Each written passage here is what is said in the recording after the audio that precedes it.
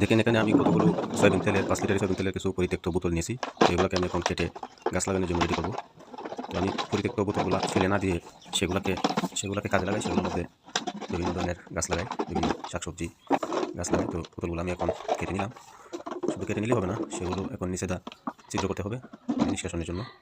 তো পানি যেন ভালোভাবে নিষ্কাশন হয় সেজন্য আমি প্রত্যেকটা বোতলের নিচে দেওয়া ছিদ্র করে দিতেছি। তো এখন ছিদ্র করা হয়ে গেছে, এখন আমি দুইটা বোতলের মাটি করে রেডি করতেছি। দুইটা বোতলের মধ্যে আমি ফুলের গাছ লাগাবো। তো এখানে দেখেন দুব্বা ফুলের গাছগুলো থেকে আমি কয়েকটা লতা কেটে নেব। এগুলো খুব দ্রুত পারে, কয়েকটা লতা লাগিয়ে দিলেই দেখবেন গাছ কিছুদিন পরে অনেকটা জোপাল হয়ে যাবে। তো আমি এখানে কিছু লতা কেটে লাগিয়ে দিতেছি, সবার লাগিয়ে দেওয়া হয়ে গেছে। এগুলো কিছুদিন পরে জোপাল হয়ে যাবে। তো এখন আর কিছুদিন পর গাছগুলা থেকে মৃত শাখাগুলো কেটে দিতেছি, কেটে দিয়ে সার দিয়ে এখন পানি দিয়ে দিতেছি।